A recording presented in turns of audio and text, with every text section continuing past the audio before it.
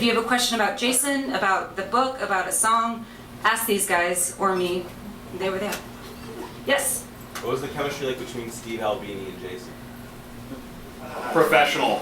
Yeah. Yeah. I mean, Steve's such a he's a man of few words beyond what is in his domain, and he obviously, you know, when you go there, you go to another studio and record, and things break, things don't work. There, everything works perfectly, and he just, you know, he just sort of, he doesn't interfere in the music. He doesn't interject aside from occasional, like, wry comments, which are usually, you know, again, carefully chosen and priceless. But, you know, obviously he respected Jason's way of working a lot. And, you know, Jason, you know, obviously looked up to Steve, and I think they were really both, I mean, I've never seen Steve have anything other than his A game, but they were both on their A game. And, I mean, it was the same with Josephine, right? Just completely on top of it. I don't know. There's a great documentary on YouTube. Pete plays a big role in it, which you guys are making Josephine. If you haven't seen it, I highly recommend watching it. It's great. It's hilarious and awesome. Yeah, shout out to my brother Ben Schreiner, who's here tonight, who made that documentary.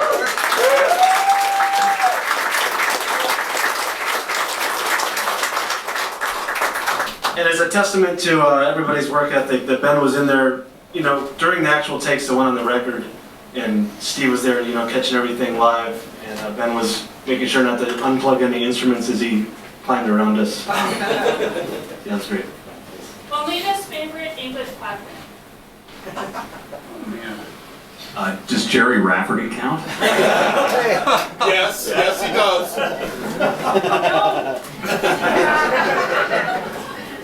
I don't know. He liked Kylie Minogue. Oh God, we listened to that Tom Jones CD single, Kadingle, Sex Bomb. We listened to that constantly. Well, Kinks versus Beatles. What's that? Kinks versus Beatles. Oh, Kinks. I would say Kinks. I think he met Ray Davies, right? Okay, you have a great story about Ray Davies. Maybe you remember it? In New Orleans, we met him. Oh, I don't know about the New Orleans time. We met him once at a festival somewhere in Europe. And we invited him up for a drink. We had the record player all set up. And he didn't make it up, but I don't know the New Orleans story. That was probably way better. The New Orleans, so he would like spin tall tales from like the kernel of truth. That's probably the kernel of truth. But like the way that he told us to me was, yeah, I was in New Orleans and I saw it just on the street was Ray Davies, and we were like unloading our gear, and he was like, "Are you guys in a band?" And Jason's like, "Yeah, we're in a band." And he's like, "Here, you got to come up to my hotel suite after the show." And so then, you know, you guys went up there, right?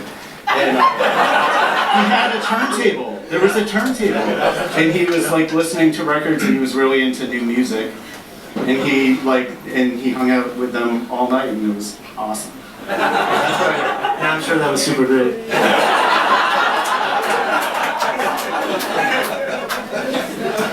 So definitely Kinks. Yeah. Erin, what motivated you to get started on the book, and how did you power through this? Oh, wow. So, I mean, I was a huge fan of Molina. I've been listening to him since I was a teenager. And when he died, I was as shocked and sad as anyone else. And I think a lot of people wanted to do something, you know. And as a writer and a researcher and a journalist, I started writing an article.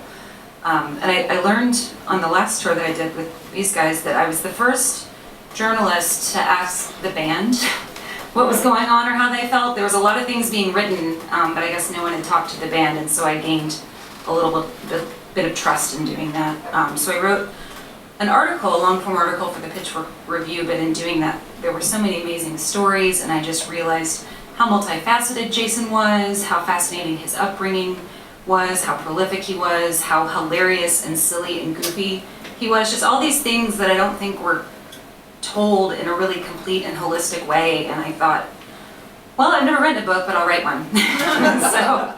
So I did. I worked probably 3.5 years, and these guys were so generous with their time and just trusted me with their memories, and I just really appreciate it. Yeah.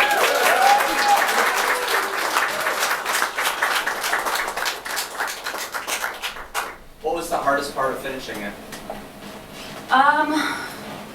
Well, for me, I'm obsessed with making sure everything's correct. So corroborating everything. Jason switched bandmates, tour dates, like a deck of cards. You know, he was constantly shuffling things, and so a lot of that, I was just obsessed with making sure that it was right, constantly checking that stuff. I wrote it, I don't know how many of you have read it, but it's chronological, and I did that kind of so the uninitiated could pick it up and figure out where they left off, and I did that intentionally. And we all know how the story ends, and it's sad, and it was hard living with those details and corroborating with those details over the years, but something really amazing and really beautiful that came out of that sadness, and talking with these folks about that sadness, is this narrative of friendship and of commitment, and it's so beautiful, and it's something that I think, you know, all of us strive for in our lives, and Jason really had that with these guys, and I'm sorry to gush, guys, but they put a plan together here in Chicago to try to save Jason's life, and it's really just beautiful, and yeah, it was a positive thing that came out of learning about all that sadness. Thank you.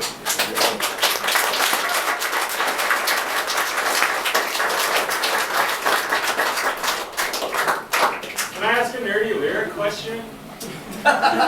So in John Henry, which is like my favorite Jason Molina song, it's awesome you guys played it last. It talks about like staying on the 66 highway, which is Ogden Avenue in Chicago. It's Adams, isn't it? It's Ogden. Ogden? Yeah, well, I'm not like an expert. I think it's Adams. That song is definitely about him coming to band practice. I'll tell you, because he got off the Green Line at The Ashland. location of that and the Green Line, like 66 highway and the Green Line is Ogden Avenue and the Green Line. Yeah, what is that? That's where our studio is. That's where we rehearsed. And so he would come from up north, take the L, and then take the Green Light out to Ashland, get off, and walk to our building, which was 4 stories tall, which was like the tallest building around there.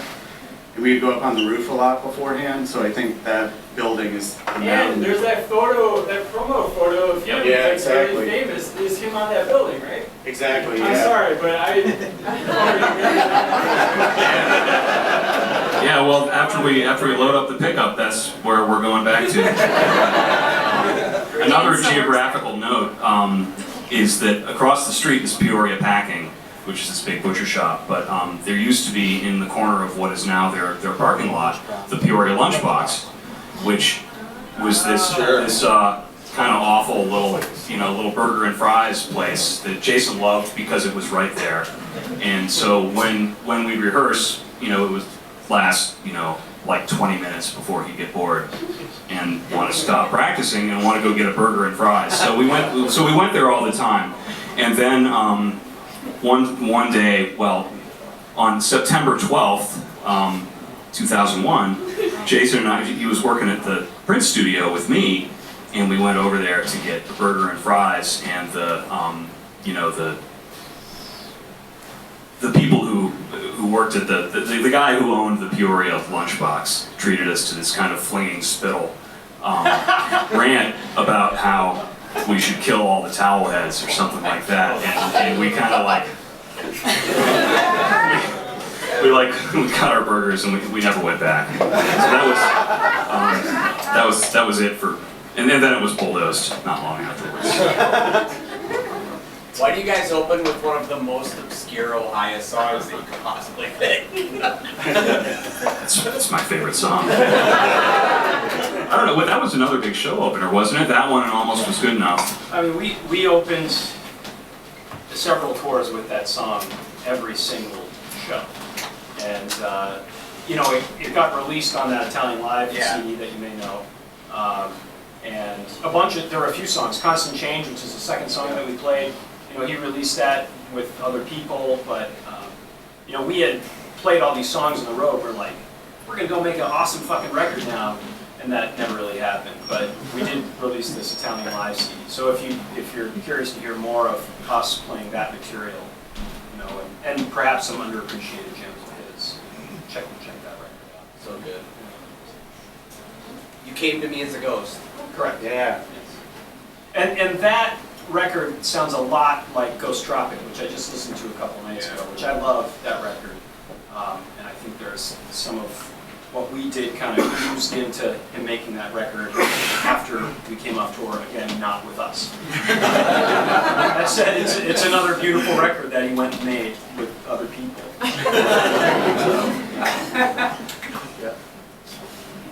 Anybody else? Which of Jason's songs meant the most to Jason? Oh shit. Wow. Man, I think Didn't It Rain, like, to me, that one, I've listened to it hundreds of times and it still gets me every time. And so I think that one really meant a lot to him. Yeah, and also Farewell Transmission. Yeah, he thought he once told me that was his greatest song, but in terms of being, like, recognized by people. Thank you for crediting Sister Rosetta Tharpe. So good. One more, who's got it? And I need a beer. So those are like Dan Electro style guitars, but they're not Dan Electro or Silvertone. Yeah. What are they? This is usually the kind of conversation I have after the show. It's a Jerry Jones, so they licensed the design of Dan Electro, and they crafted a much higher quality instrument. So the pickups are shielded, the necks don't warp. That said, it's still made out of masonite. It has the Tolex sides. It doesn't have adjustable truss rod. But these are people who know and love these guitars, know all about them. Is that Jason's? Yeah.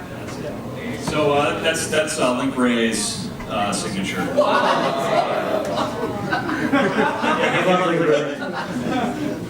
He did play Daniels too. I bet his convertible. Yeah, I've seen videos of playing guitars all like that. So thank you for answering. Sorry for everyone else.